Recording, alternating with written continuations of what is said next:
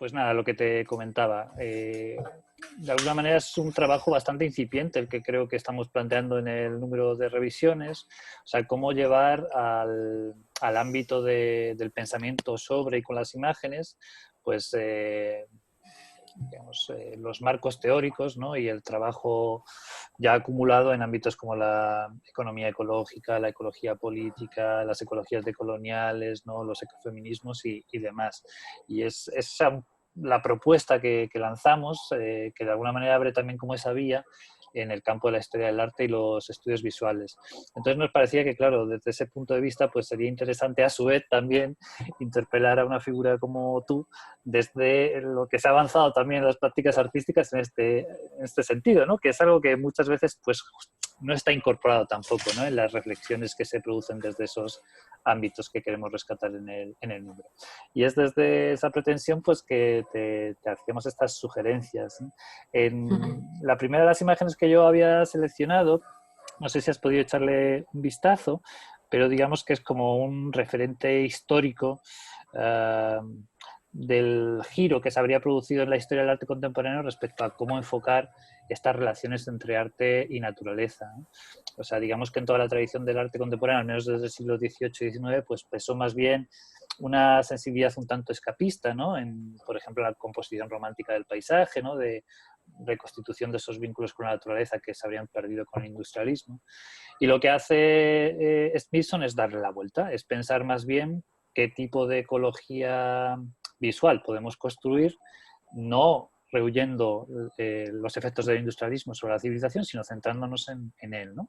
Entonces, pero claro, lo interesante de su mirada es que no lo hace desde una exaltación del productivismo y el industrialismo, sino desde la crítica, ¿no? Yo te comentaba en este pequeño párrafo que escribí que él conocía de cerca los textos de George Skurwegen, tenía una formación así interdisciplinar bastante potente, ¿no? Pues conocía, por ejemplo, investigaciones en el campo de la geología y demás. Y claro, se dio cuenta de que eso había sido completamente dejado de lado, no solo por la civilización industrial, sino también por el campo de la representación, ¿no? Entonces, bueno, en esta experiencia concreta que te planteábamos, ¿no? Que tiene como algo de irónico desde el título, esta idea de los monumentos de Passaic, cuando más bien está hablando de no monumentos, ¿no? Pues apuntaba un poco hacia esa cara B de la modernidad industrial, ¿no? Los efectos que se producían en el paisaje urbano de la mano del desarrollo de infraestructuras que paradójicamente pues empezaban ya nacían ya casi como síntomas de la ruina misma de esa civilización industrial. Y tiene algo además de presagio, porque luego todo este tipo de reflexiones que él estaba realizando ya a finales de los 60, pues se vieron todavía más potenciadas con la crisis del petróleo de principios de los 70 y demás. Él murió muy joven y como que no tuvo la posibilidad de desarrollar todo este proyecto, ¿no? Pero bueno, era como un pie para pensar sobre la cuestión de la energía. Y entonces ahí en la pregunta que te formulaba, pero lo puedes enfocar por donde te dé la gana, porque también como que recuperaba esta idea del paseo, que sé que para ti también es importante, ¿no? Pues nada, me interesaba como que pudiéramos pensar sobre cuestiones relativas a la entropía, a los límites, ¿no? Que es algo que no está muy interiorizado en nuestra cultura en general, pero también, si quieres, pensar en torno a los enfoques feministas que se están construyendo, ¿no? Desde una redefinición crítica del concepto mismo de energía. Estos días pasados, por ejemplo, recuperaba unos seminarios, ¿no? que han tenido lugar sobre energía y género en los últimos años, que justamente subrayan, ¿no? Cómo nuestra concepción de cómo la energía no es solo un concepto físico, digamos, sino que es un concepto culturalmente construido y que responde a criterios, pues no solo, digamos, productivistas, sino que también están construidos desde una perspectiva de género muy clara, ¿no? Y cómo hay, pues es muy necesario pensar también otras perspectivas desde la energía, ¿no? Que no solo tengan un componente democrático y soberano, sino también como esta perspectiva de género. Entonces, bueno, cógelo por donde más te apetezca y esa sería un poco la pregunta. Sí. La verdad es que tiene muchísimos caminos para cogerlos. A mí me ha resultado súper sugerente en todos los sentidos y además, curiosamente, me parece que tiene hilos de conexión también con lo que planteaba Belén desde una perspectiva decolonial también, ¿no? Es decir, a mí, por ejemplo, me resulta muy sugerente cómo utiliza como metodología el andar, es decir, la idea de caminar, porque además creo que yo esto lo he pensado mucho, ¿no? A mí me gusta muchísimo caminar y la sensación, la percepción es completamente distinta, por ejemplo, cuando caminas por un sendero de un bosque envuelto completamente envuelta en ese ecosistema, o cuando caminas por un camino mucho más ancho o te mueves por él en un coche a mayor velocidad, ¿no? Quiero decir, la velocidad, la anchura del camino, lo grande del camino, te coloca en ese puesto más de observadora, cuanto más rápido y más entras en esa dimensión de paisaje como aquello externo a ti que tú miras simplemente con el ojo, ¿no? Es decir, no es que pierdes matices, ya no es que pierdas matices, sino que prescindes de todo el resto de sentidos para poder conocer todo lo que tienes alrededor, ¿no? Y yo creo que eso ha sido una cosa muy, muy típica de la cultura occidental, pero también de la cultura patriarcal. Entendiendo patriarcado, o sea, yo me voy a referir todo el rato al patriarcado no como un sistema de dominación de los hombres sobre las mujeres, sino como la alimentación, por ejemplo, de lo que trabajaba Almudena Hernando, la fantasía de la individualidad, ¿no? La ilusión de una idea de emancipación construida sobre una triple escapada, ¿no? La idea de vivir emancipado de la naturaleza, vivir emancipado de tu propio cuerpo y vivir a su vez también emancipada del cuerpo de los demás, ¿no? Es decir, como desconectado y desresponsabilizada del cuerpo de otras, ¿no? Para mí el sujeto patriarcal es el que encarna la fantasía de esa triple emancipación que está mayoritariamente protagonizada por cuerpos de hombres, pero también por otros cuerpos de mujeres u otros cuerpos disidentes de la normatividad del binarismo, ¿no? Entonces, la idea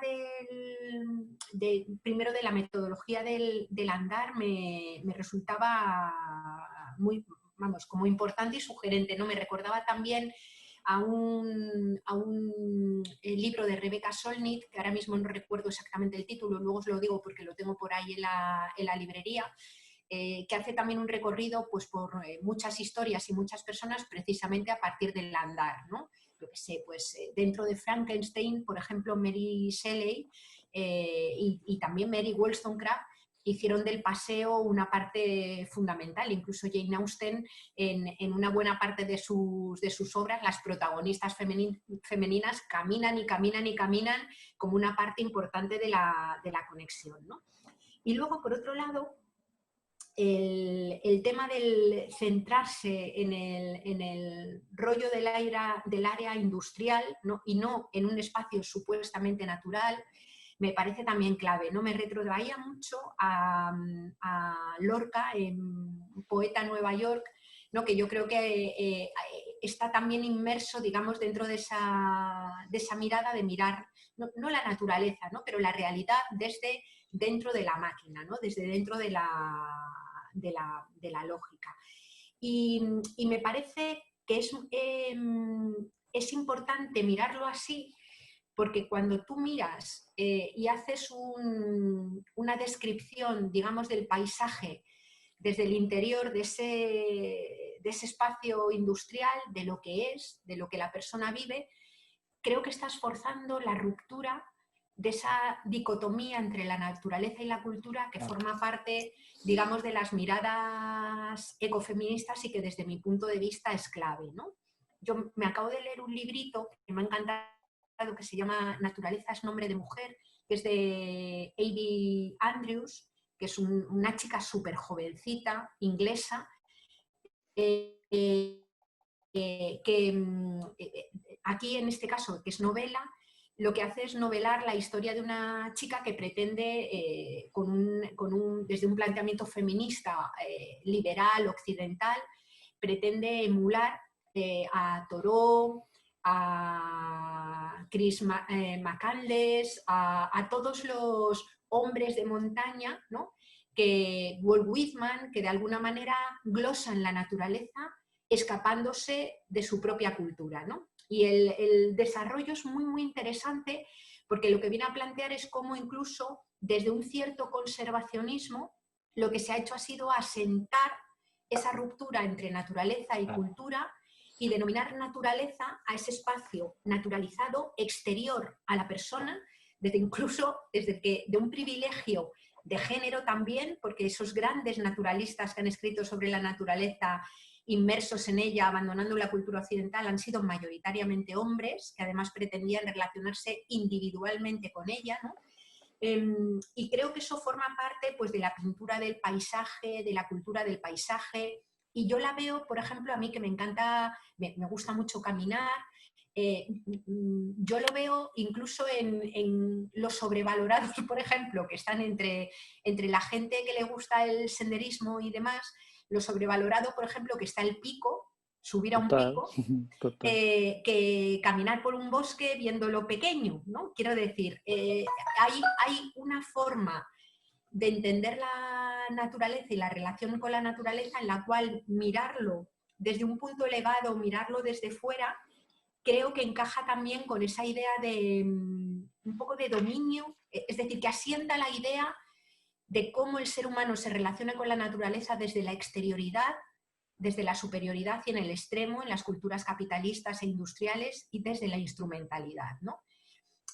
Por tanto, esa mirada desde la idea de una ruina, desde la idea del paisaje industrial o de la ruina industrial, me parece muy potente, ¿no? Ahí también, por ejemplo, después del pelotazo urbanístico, cuando se produce el pinchazo de la burbuja urbanística, hubo algunos trabajos que a mí me interesaron también un montón sobre lo que se llamaban ruinas modernas, que fueron todos aquellos esqueletos de edificios, de urbanizaciones, que quedaron detenidas en el tiempo porque ya no había dinero para poderlas llevar a cabo, y que nos encontramos, bueno, pues que de repente llegas a un pueblo y ves el esqueleto de una urbanización brutal que se pretendía hacer allí en línea de la especulación urbanística y que ha quedado en ruinas, ¿no? Por tanto, me interpelaba mucho. Más cosas que me han interpelado del texto, vamos, de las imágenes y del texto también. O sea, a mí el concepto de entropía, trabajar sobre la idea de entropía, me parece muy potente, ¿no?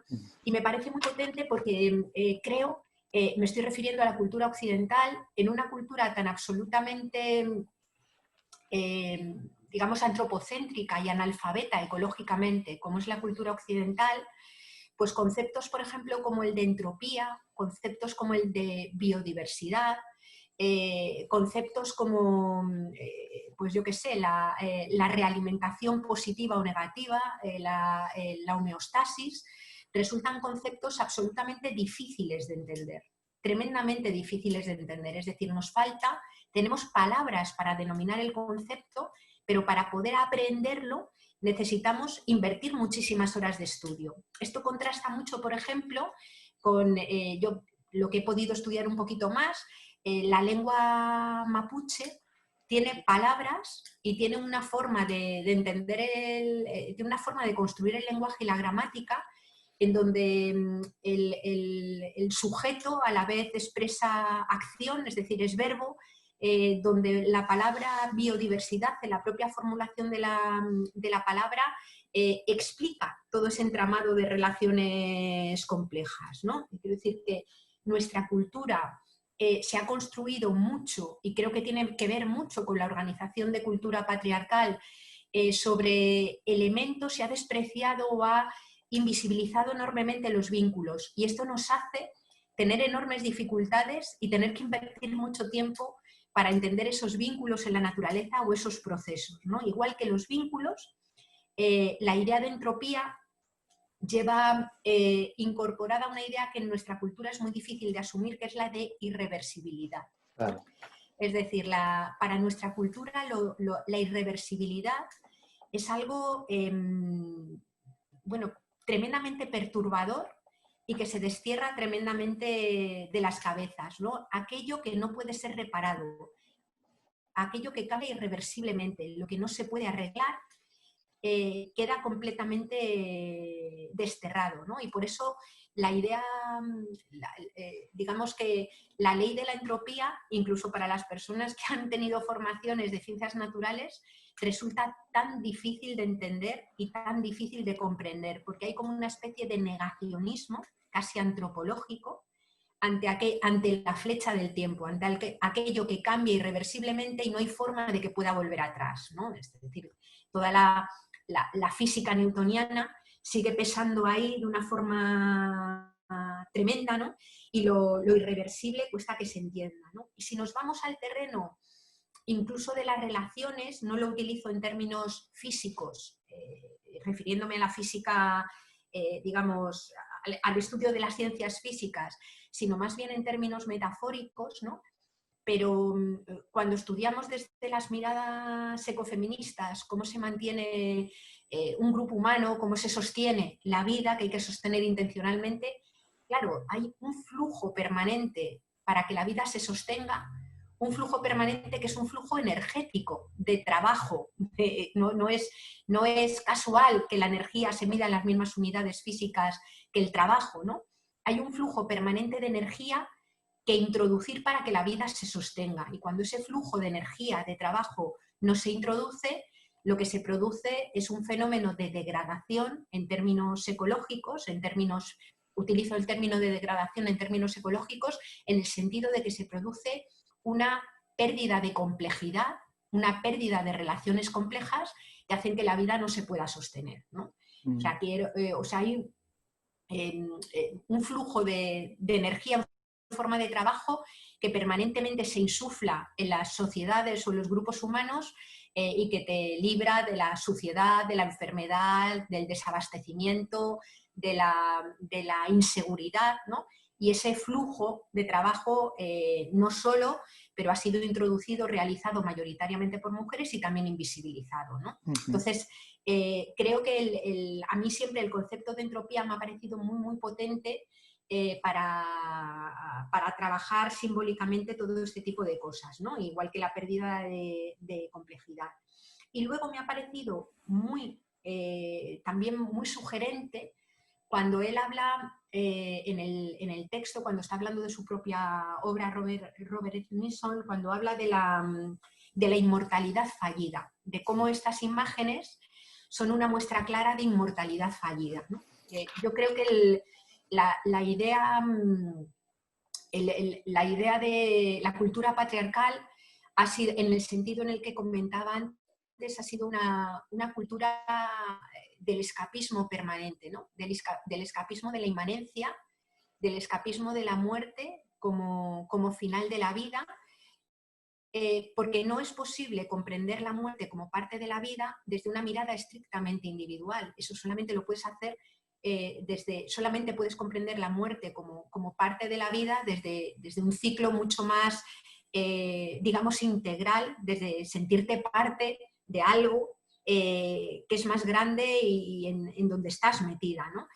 Y digamos que efectivamente muchas de estas ruinas, muchos de estos paisajes industriales que terminan pues muriendo y siendo una expresión que queda y se mantiene en el tiempo y se va degradando, sí que creo que son, digamos, muestras o restos de esa pretensión de inmortalidad que falla, porque al final entran de juego los límites, ¿no? Los límites físicos de la Tierra, los límites físicos de la propia vida, y la cuestión de límites como rasgo inherente de la propia vida es una especie de rechazo, ¿no? Y es como que la cultura patriarcal conformada en Occidente es una cultura que de facto se basa en negar lo que somos como especie, ¿no?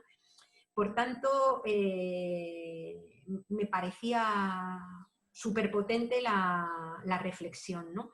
Al igual que las preguntas que tú formulabas, Jaime, cuando decías, sin embargo, muchos de estos conceptos son inaprensibles y desde el punto y tremendamente difíciles, decías casi imposibles, de asumir en el marco de representaciones culturales que tenemos, ¿no?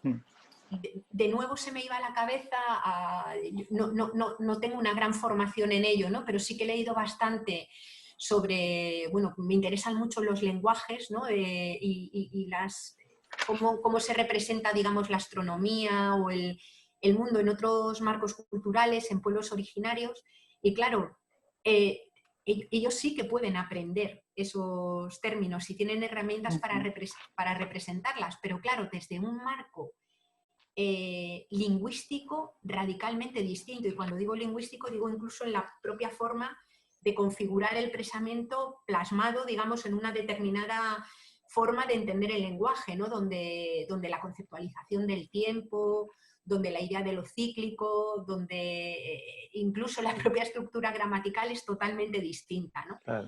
Y creo que en Occidente hay que hacer un esfuerzo brutal para poder hacer aprehensibles esos términos. Es decir, y ahí la representación artística me parece clave, ¿no?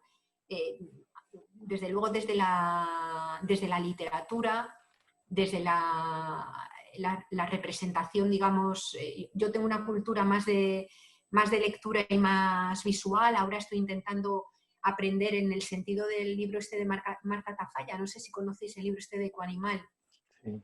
Pues a mí me ha dado también muchas pistas para trabajar esa plurisensorialidad, ¿no? Que te permita, porque claro, con el ojo y el oído, digamos, lo que se ha privilegiado es el estar fuera, ¿no?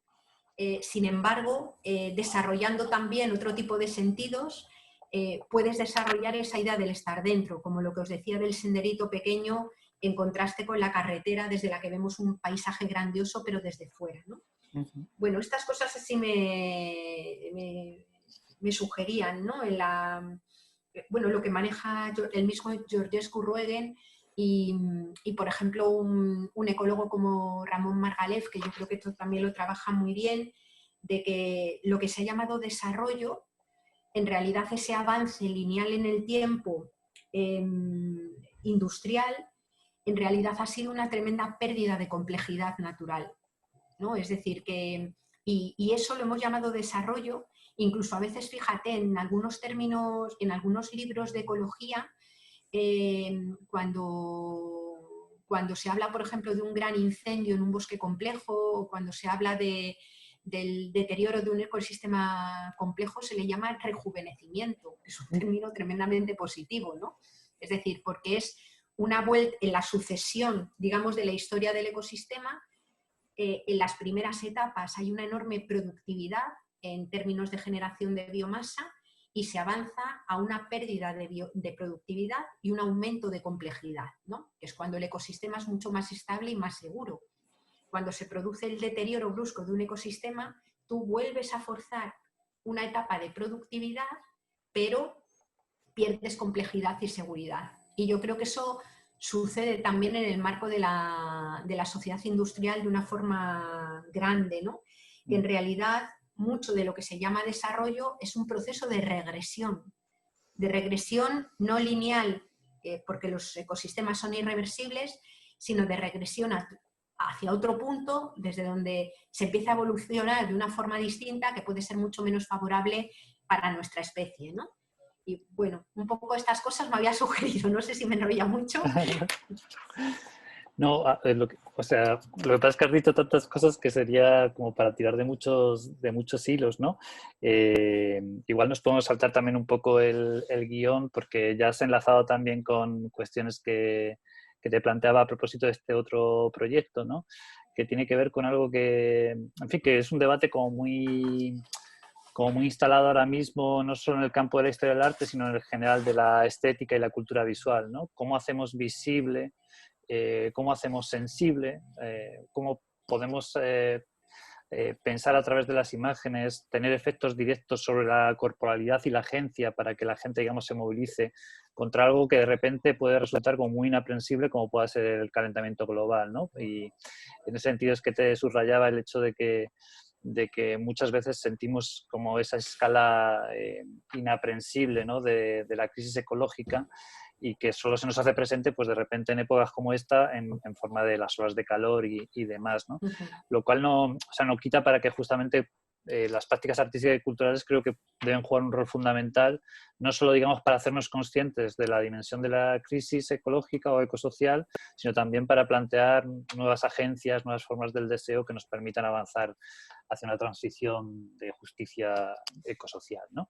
Entonces, bueno, era como otro vector para pensarlo, porque creo que habría que también reactivar una cierta imaginación utópica, ¿no? Si queremos hacernos Totalmente. cargo Totalmente. O claro. sea, claro, yo creo que el planteamiento este de generar horizontes de deseo que puedan ser compatibles con la realidad material que los posibilita, yo creo que es clave. Es decir, porque Claro. además, digamos que en los últimos años hemos tenido una inflación de distopía. Es decir, tenemos ya, yo creo que la distopía es necesaria completamente porque te obliga de una forma, digamos, a veces dura, a enfrentarte con una realidad que no se quiere mirar. Me estoy refiriendo sobre todo a la realidad de nuestros marcos más occidentales, ¿no? Pero la distopía puede correr el riesgo de convertirse en algo conservador. Es decir, tú puedes llegar a instalarte en el relato distópico de una forma conservadora, ¿no? Y por tanto la generación, digamos, de esos marcos de utopía cotidiana, yo creo que, sobre todo, digo, cómo podrían ser, ayudar a ver cómo podrían ser, porque cuesta tanto pensar fuera del capitalismo, que hay dificultad para poder pensar cómo podría ser una vida buena, una vida digna, una vida deseable, en un marco en el que se asumiera la finitud de los límites y en el que se asumiera además la radical incertidumbre a la que ya, de forma clara, nos somete el cambio climático, ¿no? Ahora estamos trabajando en un proyectillo que, bueno, de momento no nos ha salido, queremos ver un poco si lo podemos impulsar con Miguel Brieva, con alguna persona así que llevaba dándole vueltas a este tema, porque pensábamos, bueno, igual que en cine, por ejemplo, todo el tema del código dogma, por así decir, de Lars von Trier, instalaba como una especie de decálogo, no porque sean 10, sino hablando de lo que marcaba, lo que podría ser una creación artística en distintos ámbitos que incorporara esa mirada, ¿no? Yo pensaba, digo, bueno, podríamos generar algún tipo de movimiento que impulsara también una especie de decálogo de la sostenibilidad de la vida incorporado a la creación artística, es decir, donde, por ejemplo, en una serie o en una película o en un corto mostramos la idea de lujosa pobreza, por ejemplo, de Emilio, o mostramos una cooperativa de consumo, o mostramos un espacio de cuidados compartidos como marcos habituales y deseables, ¿no? O sea que yo creo que de eso necesitamos mucho. Claro. Sí, o sea, una cosa que a mí me tiene obsesionado últimamente es que a veces creo que en el ecologismo replicamos un cierto lugar común de la izquierda, ¿no? La idea o sea, pensamos que realmente no hay una conciencia suficiente sobre la crisis ecológica y entonces pensamos que con desvelar cuáles son las causas históricas, estructurales y demás, con eso basta. A ver, siempre hay un trabajo por hacer en esa dirección, sin duda, ¿no?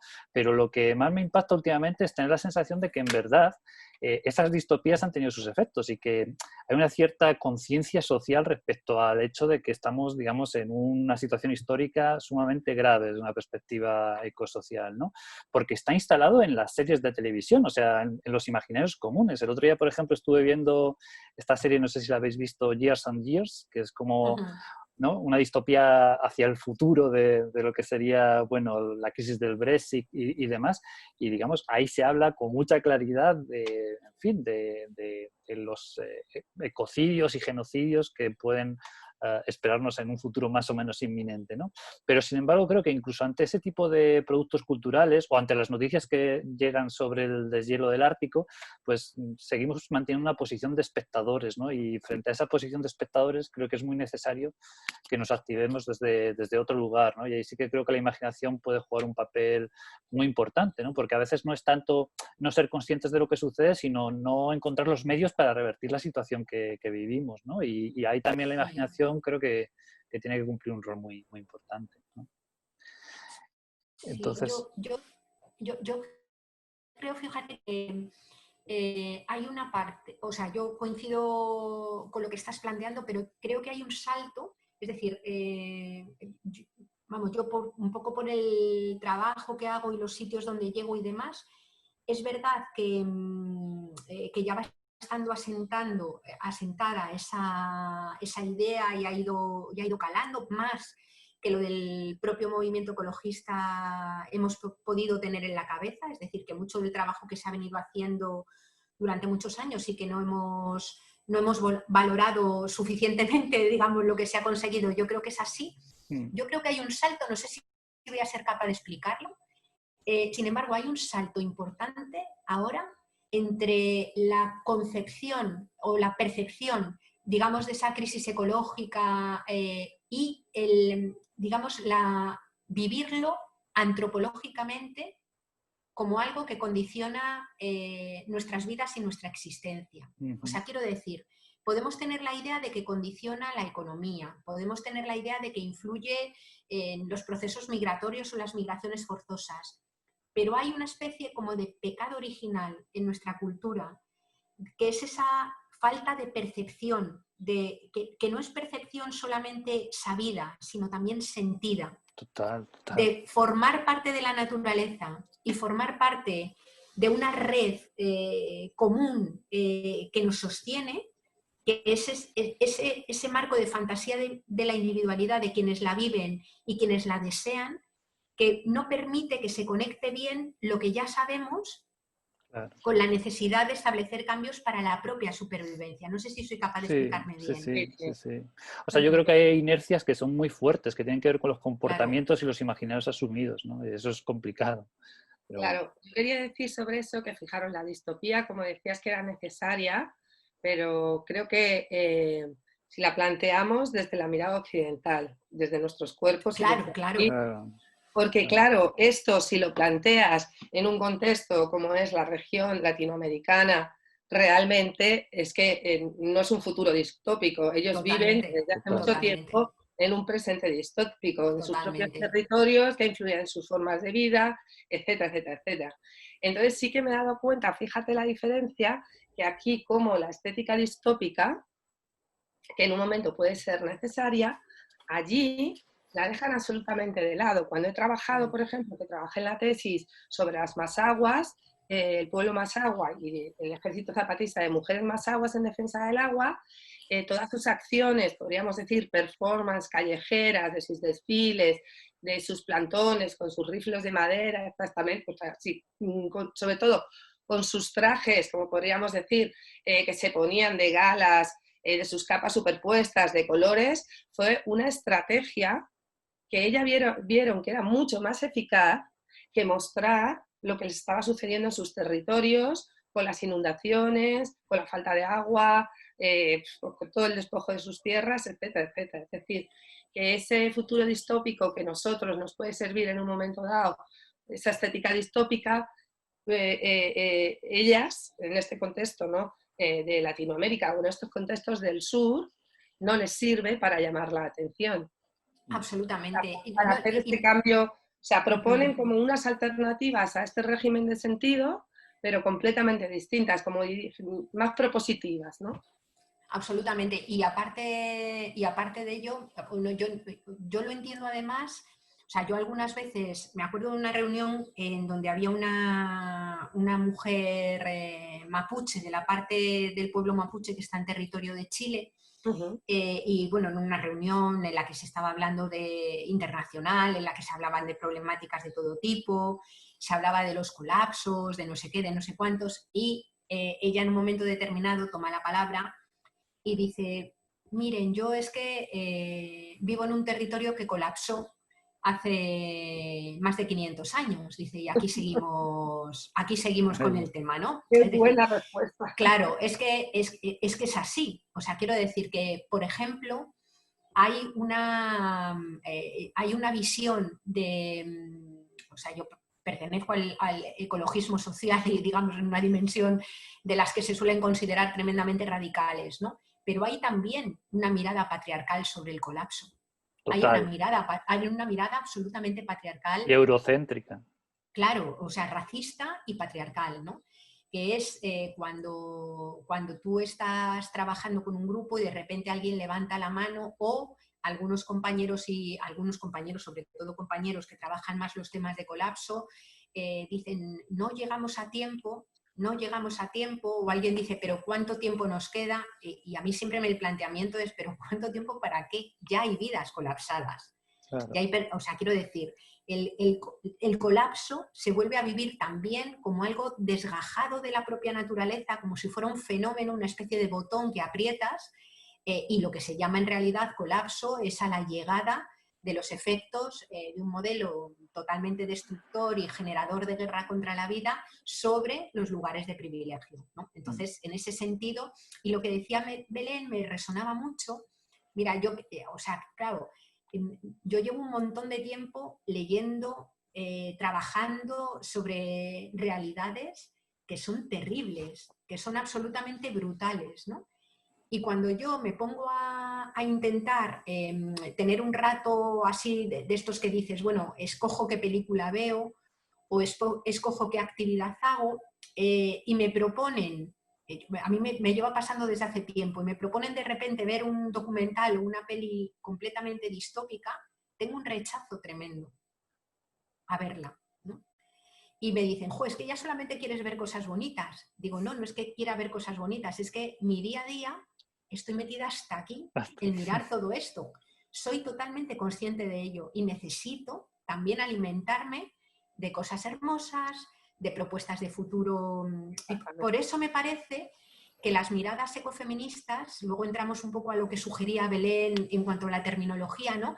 Pero que las miradas ecofeministas son potentes porque lo que hacen es colocarte los pies y el cuerpo en las vidas cotidianas, y ahí te das cuenta de que aunque la humanidad no tenga una experiencia global de colapso, las humanidades y los pueblos sí tienen experiencias locales de resiliencia y de salida de situaciones tremendamente difíciles, ¿no?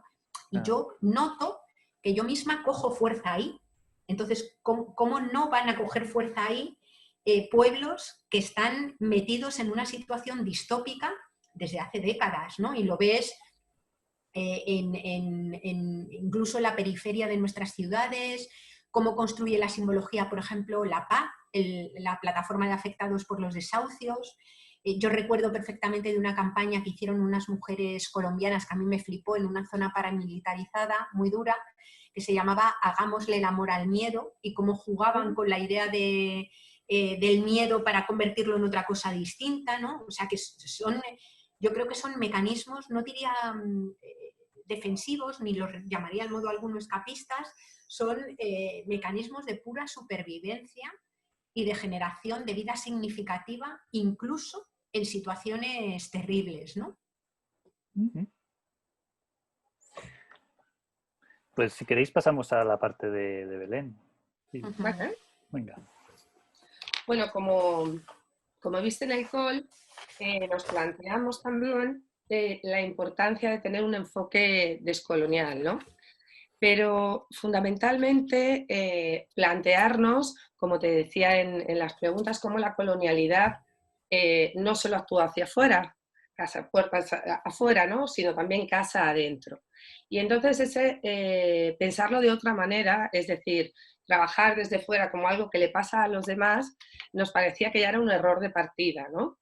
Es decir, tenemos que empezar pensando sobre cómo la colonialidad atraviesa nuestros cuerpos, atraviesa nuestras casas, atraviesa nuestras vidas en general y cómo nos permea, desde lo que comemos, lo que vestimos, cómo respiramos, etcétera, etcétera. Y entonces estaba eso por una parte, y por otra parte también nos llamaba mucho la atención pues cómo ahora movimientos ecologistas, ecofeministas, teóricos, activistas del norte global estaban poniendo sus ojos en esas ontologías relacionales que llama Arturo Escobar, ¿no? Que plantea esa continuidad entre naturaleza y cultura, pero también con los mundos sobrenaturales que podríamos llamar, ¿no? Y que al final son la base de sus luchas y que son pues, luchas ancestrales, ¿no? Entonces, todas las propuestas que se están haciendo desde allí nos parecía muy interesante tenerlas en cuenta y sobre todo cómo podíamos establecer pues esos puentes, ¿no?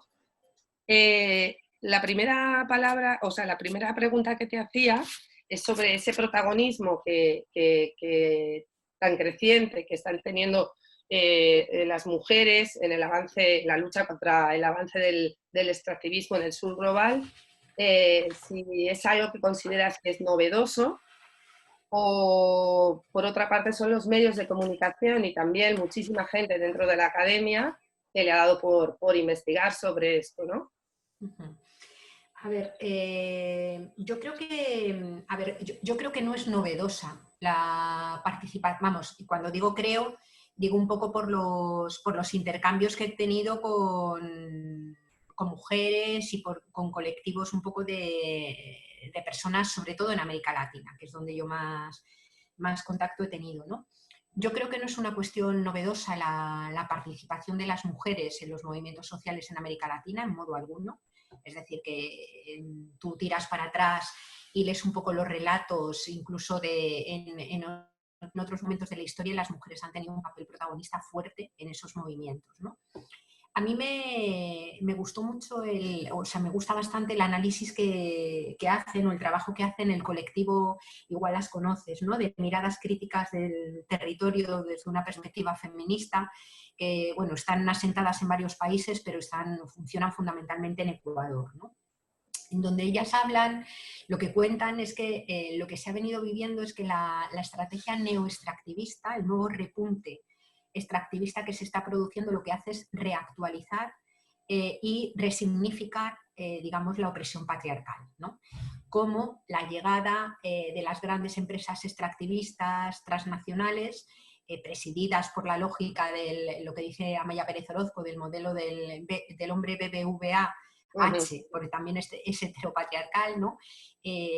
Toman las decisiones sobre el territorio, entran en los territorios, pero cómo establecen dinámicas de cooptación y no lo llamaría cooperación, sería más bien de alianza, digamos, con los propios patriarcados locales, ¿no? Es decir, de alguna manera lo que se coopta fundamentalmente son a los hombres de las comunidades, ofreciéndoles puestos de trabajo, y lo que se produce es, digamos, una reactualización, digamos, por una parte, una expulsión de mujeres de espacios de decisión que ya tenían previamente, es decir, que no es que estuvieran plenamente excluidas de los espacios de decisión, formaban parte de estos espacios, pero al trasladar, al profundizar esa dicotomía entre lo productivo y lo reproductivo, que es tan clásica del capitalismo y de la cultura occidental, se traslada el espacio de producción a lo que llamamos productivo, todo lo demás queda fuera de ese espacio de producción, y en ese espacio de producción quienes entran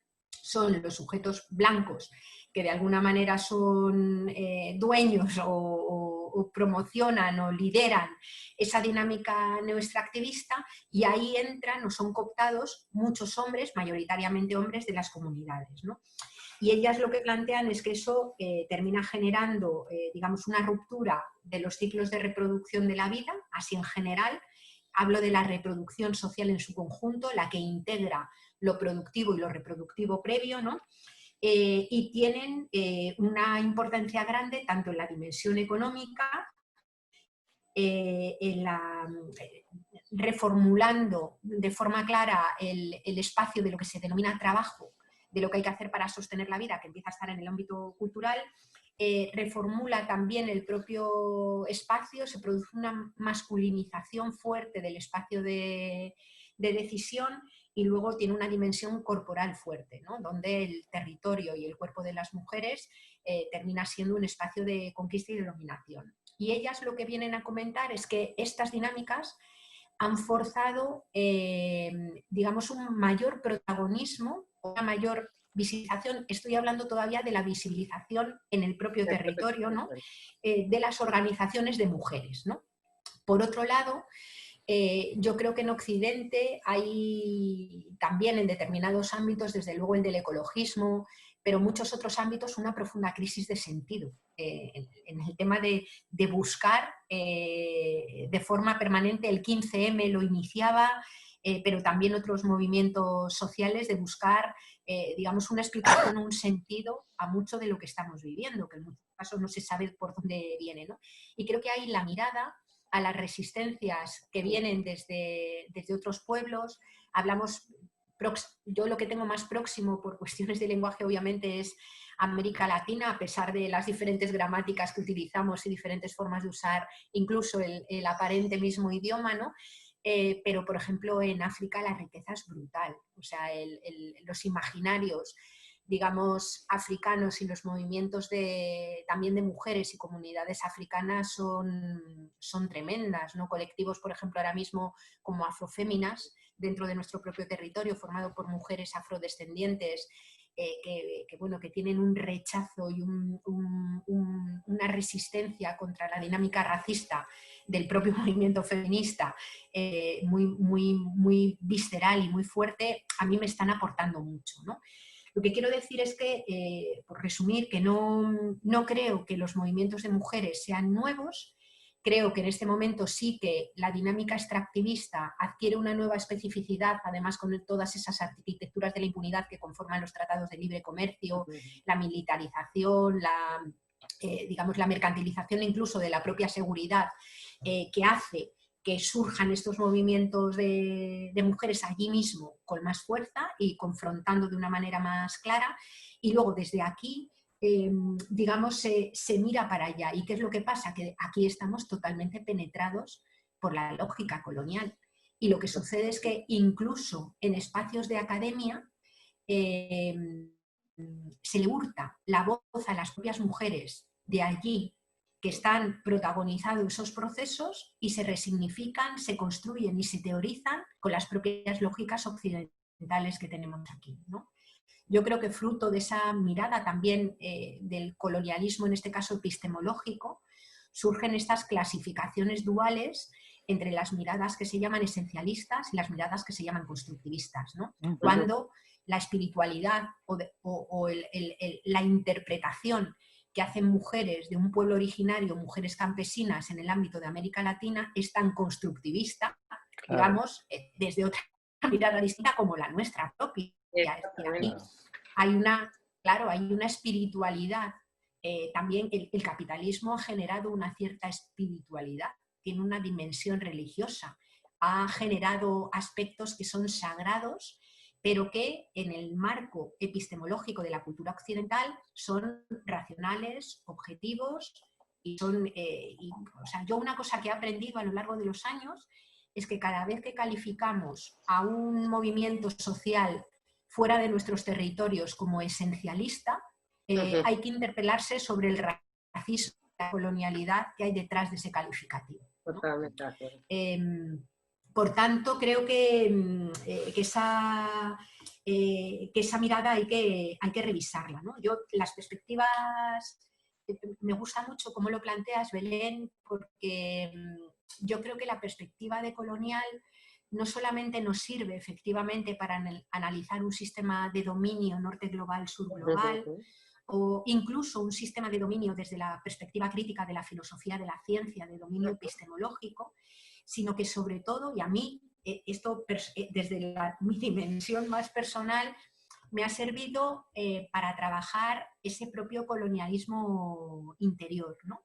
Es decir, previamente a la colonización de América Latina, me refiero a la histórica, hubo también una colonización de la propia mirada sobre la naturaleza, sobre la cultura que hubo en el propio Occidente. Yo creo que Silvia Federici apunta bien en esa dimensión, María Mies también la trabaja bastante bien, y a mí esa mirada decolonial, o sea, yo no me atrevería, intento ser muy prudente para trabajar la mirada decolonial, para interpretar lo que pasa en América Latina, porque creo que hay mujeres superpotentes que ya lo están haciendo y yo lo que intento es escucharlas y tratar de aprender de ellas, que tienen muchas más herramientas y tienen una voz fuerte para describir su propia realidad y sus propias, digamos, sus propios procesos emancipatorios, ¿no? A mí sobre todo me ha servido, a los colectivos de los que formo parte, ¿no? Para intentar mirarnos dentro y descubrir esos rincones o no tan rincones racistas, coloniales, también misóginos, a mí, por ejemplo, me ha servido enormemente para repensar y tratar de aprender y acercarme a la cultura gitana desde otra forma distinta, que es un fenómeno de expulsión que tenemos aquí al lado, ¿no? Y tratar de construir, bueno, pues esa lógica que tenemos dentro, ¿no? Y que se te escapa en cuanto retiras un poco la vigilancia. Permeada a nosotras que totalmente. No te das ni cuenta, es algo ya que lo tenemos metido en nuestra subjetividad, tienes que estar constantemente poniéndote ¿no? alerta, ¿no? Claro. Y preguntabas también en el texto, en la formulación de las preguntas, que a mí me parecía muy potente, sobre la propia cuestión terminológica, ¿no? Es decir, en América Latina hay muchísimas mujeres, no solamente que no se quieran llamar feministas, no solamente que no se quieran llamar ecofeministas, sino que rechazan la propia idea de modelo ecologista como algo totalmente ajeno a su cultura. Es decir, si tú procedes de una cosmovisión que no está atravesada por esa dicotomía entre la cultura y la naturaleza, el concepto naturaleza es un concepto colonial. El concepto naturaleza, y eso me retrotraía al trabajo de Smithson, que enviaba Jaime, ¿no?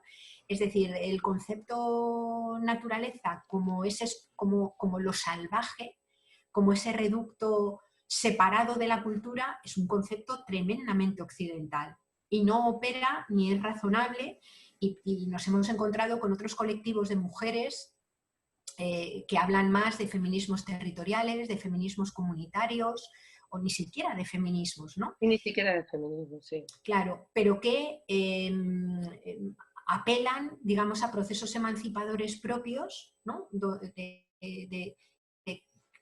Que reflexionan sobre cómo construir una vida buena, inserta, digamos, en una comunidad y en una naturaleza, llamaríamos desde aquí, es decir, insertas en un medio natural del que no te puedes desvincular y del que formas parte, ¿no? Yo en ese sentido creo que, claro, yo como no he formado nunca parte desde dentro de la academia, aunque pueda tener una curiosidad fuerte, creo que la academia opera como un elemento también muchas veces homogenizador, colonial, en donde además te obligan o intentan obligarte a posicionarte en un espacio reconocible por una palabra que engloba un determinado concepto, ¿no? Y yo creo que necesitamos muchísima heterodoxia también en lo terminológico, porque si no, no hay quien se entienda con nadie. Es decir, yo puedo llamarme aquí, o más bien me han llamado, ¿no? Ecofeminista, y te encasillan dentro de ese esquema, y aquí me puede ser útil, digamos, para hablar con determinadas personas. Cuando llego, por ejemplo, a un pueblo pequeñito o a una sección sindical de una empresa del automóvil, ese encasillamiento no me resulta nada útil, ¿no? Porque lo que hace es inmediatamente poner una barrera y no te ayuda a tejer puentes. Yo creo que desde el punto de vista del camino a la sostenibilidad, una cosa que tenemos también es que colocar en sus usos términos, digamos, esa dinámica clasificatoria y ser tremendamente heterodoxos. O sea, para mí, por ejemplo, ahora mismo, todo el debate que hay áspero en algunas ocasiones entre decrecentismo y una parte del Green New Deal me parece estéril a tope, ¿no?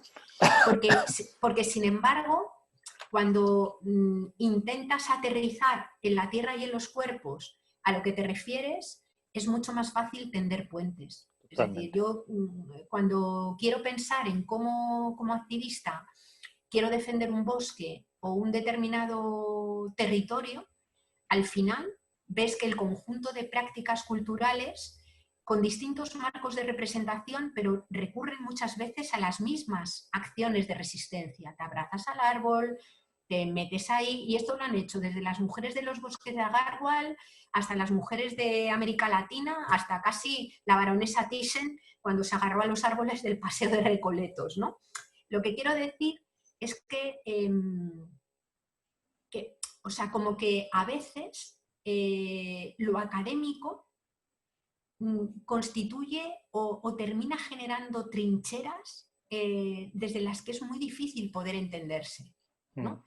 Y por eso cuando os contaba que estaba ahora intentando pensar en cómo contar lo que es el ecofeminismo, es decir, tienes que contar cómo se ha construido desde Occidente para luego decir que ese marco de trincheras realmente te es poco útil si pretendes utilizar ese conocimiento académico para transformar la realidad. O sea, como que hay una parte del conocimiento académico que se ha complacido simplemente en conocer, pero no ha tenido vocación de transformar las realidades, porque cuando tienes vocación de transformarla, ese espacio tan tremendamente violento a veces, además de yo me muevo en este campo conceptual y de aquí no me salgo, y además como es mi obra lo defiendo hasta la muerte y tú no cabes en él, y te llamo esencialista o te llamo no sé qué, hace que el conocimiento y la ciencia, más que ser un espacio de puentes y de encuentro, se convierta en un espacio de dominación y de desencuentro absoluto, ¿no? Claro, yo por eso, claro, el miedo que me da con estas cosas, y yo te lo preguntaba porque a mí me interpela muchísimo, lo estábamos comentando hace un rato Jaime y yo, de que cada vez veo más artículos a nivel académico, etcétera, etcétera, que etiquetan o nombran de alguna manera.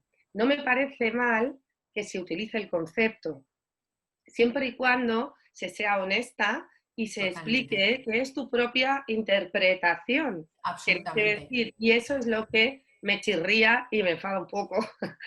Absolutamente. Por eso quería entablar este diálogo contigo, porque más allá de que no se lleguen a tender puentes, es que volvemos a reproducir una violencia epistémica, una violencia, o sea, esa colonialidad se sigue reproduciendo a través de estas investigaciones y de estos trabajos, que también por otra parte, como te preguntaba, ¿hasta qué punto permean en la subjetividad colectiva aquí en Occidente? Nos sirven para tender esos puentes.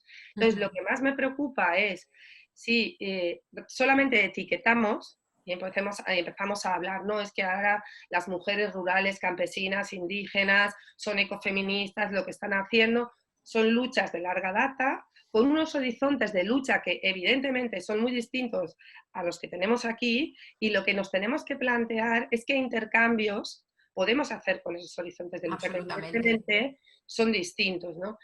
Y ahí me pregunto, claro, ¿qué daño les podemos hacer de nuevo? ¿Repetir los mismos errores? Porque claro, ellas, todo este horizonte de lucha, les estamos de repente, cuando etiquetamos estas cosas, como eliminando una memoria ancestral que está sedimentada históricamente, que está asentada en una cosmovisión, etcétera, etcétera, y con unas construcciones culturales como las que tú hablabas. Y eso sí, me da mucho miedo, que podamos anestesiarlas desde aquí. Y no sé hasta qué punto, por otra parte, como te decía, cómo se muestra ahora, cómo se las muestra en los medios de comunicación o incluso a través de la academia, realmente también puede ser efectivo aquí.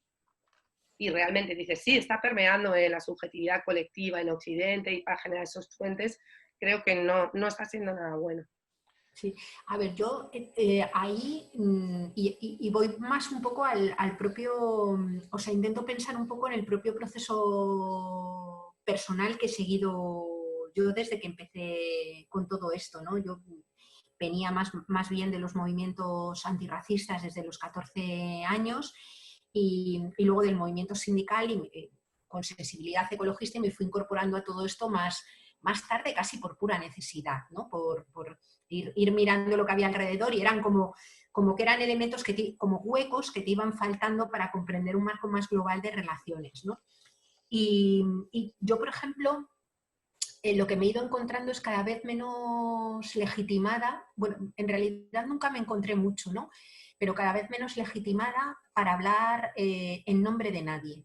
Es decir, yo, la línea de trabajo, o sea, un planteamiento que tengo claro que hay que hacer, o yo al menos siento la necesidad de hacerlo, es explicitar cada vez más desde dónde hablo. Es decir, una persona, mujer, heterosexual, blanca, que ha vivido la mayor parte de su vida en una ciudad, que, bueno, pues, que he vivido algunos momentos de precariedad extrema en mi infancia y juventud y ahora no lo soy. Es decir, explicitar un poco desde qué terreno te aproximas a lo que conoces, ¿no? A mí, por ejemplo, la parte de trabajo, si pudiéramos denominar ecofeminista, que más me interesa, es el de, como activista que soy, ¿no? Es el de el análisis más en el marco de la cultura occidental y en el marco de nuestra cultura, porque para mí el planteamiento como activista es cómo transformar fundamentalmente imaginarios y formas de vivir aquí, que es donde yo vivo, y aquí, que es donde se dan las lógicas de dominio, ¿no? Entonces, yo me lo planteo más desde aquí. Mi aproximación a las miradas de otros pueblos y desde otras cosmovisiones es una aproximación, primero fue de intentar comprender y luego es una aproximación más de escucha y de intentar aprender, ¿no? Porque veo o siento que aquí la ruptura, digamos, de relaciones ha sido tan fuerte y la idea de generación de inmortalidad, de trascendencia, de individualidad ha sido tan fuerte que viendo otros marcos culturales donde eso no opera, creo que hay una parte de aprendizaje sin plantear transponer como si fuera un ovni, obviamente, dinámicas y cosmovisiones que no existen, pero creo que hay una parte casi de cooperación, diríamos, sur-norte y de epistemologías que podría sernos extremadamente útil, ¿no? Al igual que, por ejemplo, me parece que enfoques explicados, porque cualquier cosa se puede quedar desprovista de convertirse en una etiqueta o en una marca o en una moda, ¿no? Pero enfoques más como el de la sostenibilidad de la vida, creo que aportan más, mucho más, y a mí en mi experiencia lo que me voy encontrando es que encuentro mucha más posibilidad de acercarme a colectivos que están totalmente fuera cuando hablas de codependencia, interdependencia, sostenibilidad de la vida, que cuando te mueves en otras lógicas distintas, ¿no? Y ahí sí que tengo la sensación que hablando de la sostenibilidad de la vida tiendes un puente respetuoso, porque además la vida se sostiene de forma distinta en cada lugar, ¿no? Y ahí no caben, por así decir, como lecciones magistrales o miradas epistémicas dominantes. Y creo que a la hora de tender puentes es mucho más potente esa forma de aproximarte que otras. Ese es el camino que he recorrido yo. Yo empecé pues mira. investigando con el ecofeminismo, sí. Qué contenta estoy. Y finalicé, o sea, ya terminé la tesis y tal, y me centré en la sostenibilidad de la vida, claro, de poner la sostenibilidad de la vida en el centro. Y era la única manera de que pudiéramos tender esos puentes. Sí. Mediante, evidentemente, procesos de traducción, ¿no? Claro, claro. Hablábamos de esa vocación o de esa voluntad intercultural, pero que tiene que estar basada en procesos, evidentemente, de traducción, no de traducción literal, porque sí.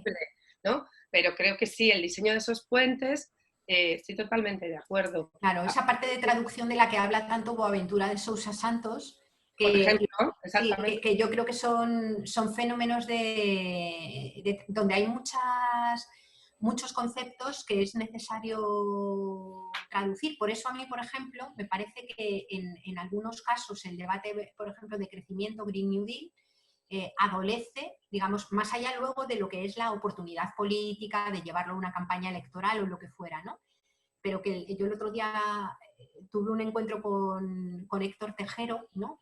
Que yo creo que él venía un poco como predispuesto a que íbamos a tener el gran broncón del siglo, ¿no? Y es que fue todo como súper fácil, ¿no? Y es que cuando aterrizas a lo que quieren decir las cosas o lo que fuera, otra cosa es que ya luego en el terreno de la práctica política, en función del lugar en el que cada uno está y de las opciones que toma, tengas que buscar caminos para buscarte las vueltas, seducir o lo que fuera, ¿no? Pero lo importante desde mi punto de vista es aterrizar y eso creo que el feminismo en general como movimiento, más allá de sus diferencias, aporta mucho en el sentido de razonar sobre cuerpos y vidas concretas, ¿no? Yo creo que lo cotidiano, la vida concreta, es una gran aportación del feminismo en todos los casos, ¿no? Al margen de que luego haya dinámicas feministas terroríficas, ¿no? Estos feminismos más liberales que apuntan desde mi punto de vista en una dirección, a mí por lo menos me aporta mucho menos, ¿no? Fíjate, este planteamiento de la Virgen del Cerro, del lienzo del siglo XVII, ¿no? Es brutal la performance. La performance que hace, bueno, es una bailarina, pero que Sí. contrata a María Galindo María para Galindo. el Mercado de la Paz, etcétera, etcétera. Es una mina que está considerada como de las más antiguas que se han continuado explotando. Ahora se saca estaño porque ya dejó de ser, se acabó el negocio de la plata, pero se continúa y se continúa explotando, ¿no? Entonces, por una parte está ese desprendimiento, esa noción de desprenderse de toda esta lógica colonial, patriarcal, capitalista, etcétera, etcétera, pero a la vez me suponía un ejercicio de traducción súper interesante para poder entender, y además ¿no? está planteado, es un ejercicio decolonial vamos, a mí por lo menos así lo he interpretado, ¿no? Desde la construcción de puentes, porque es impresionante, es decir, ella tira las columnas, claramente es el único acto violento que hay sobre la transformación del cuadro, es tirar las dos columnas del poder y romperlas, ¿no?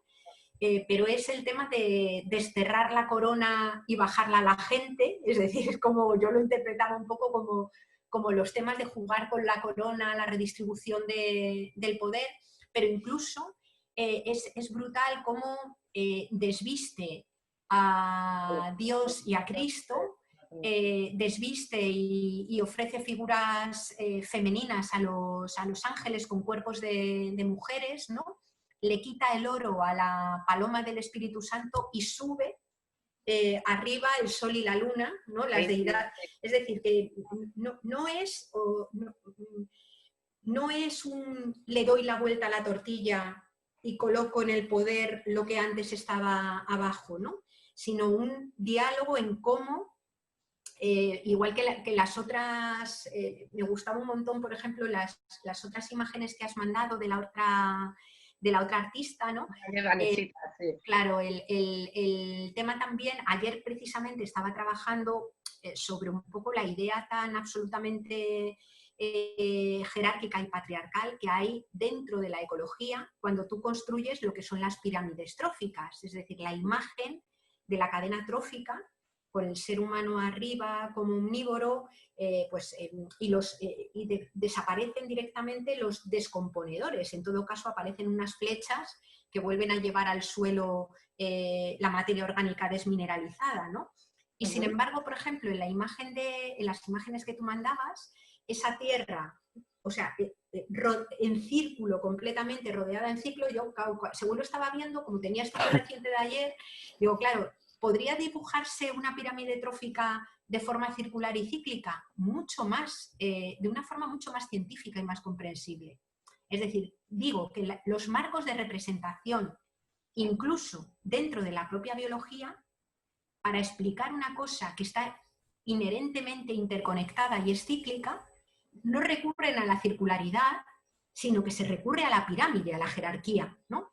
Y esta mañana, cuando al hilo de retomar las preguntas, decía, claro, ojo, es que incluso ya no en el marco de la representación artística, sino en un libro de texto en el que tú explicas las cadenas tróficas, trabajarlo desde la circularidad te va llevando la cabeza a otro sitio completamente distinto, ¿no? De hecho, la lectura que desde el lienzo es una lectura triangular, que además es jerárquica y que va de arriba hacia abajo, ¿no? Y ella lo que hace es descomponer esa jerarquía. Totalmente. Y hacer una lectura mucho más circular. Claro, y el cómo... Y a quién pone abajo, es decir, las figuras de poder, cuando tienes al Papa, al no sé quién, al no sé cuántos, el cuerpo, el territorio, es decir, la figura de poder en la base, al final, pues el territorio, los cuerpos, las relaciones... O sea, es muy potente la performance, vamos. Sí, sí, hace una deconstrucción y luego vuelve a construir algo completamente diferente, con muchísimo sentido. Y cómo se entiende. Sí, Además, sí, sí, es sí, muy fácil de entender, absolutamente. es lo Sí, bueno. Lo bueno sí, es que sí. es así, te va llegando enseguida Ujú. la información. Sí, sí. No, vamos, yo vamos, me la he guardado para utilizarla en algún curso o en alguna cosa, porque es que no, es verdad, es que es súper potente. Pues yo, fíjate, la utilicé en mi trabajo de investigación, en mi tesis, pero luego ya no, he seguido trabajando con otras cosas y entonces lo retomé enseguida, ¿no? Dije, bueno, si vamos a trabajar, que para nosotros, lo decíamos Jaime y yo, a ver qué va a salir, porque para nosotros también era como una cosa súper novedosa. Estábamos como descolocando en nuestro lugar de confort, las cosas como son, y es también un riesgo, pero bueno, es un reto muy interesante. Y entonces enseguida se me vinieron a la cabeza estas dos imágenes, ¿no? Para Jo, hacerte pues llegar, a mí, para a mí interpelar. me encantaría leer tu tesis, Belén. Pues mira, Javier, mira, aquí la tengo. Bueno, pues Sí, nada, sí. si queréis, seguimos la conversación en otro momento y nada, Yayo, muchas gracias por tu tiempo. No, gracias a vosotros, de verdad me ha encantado, ¿eh? Venga. Sí, ha Muchísimas estado muy gracias. bien, la verdad.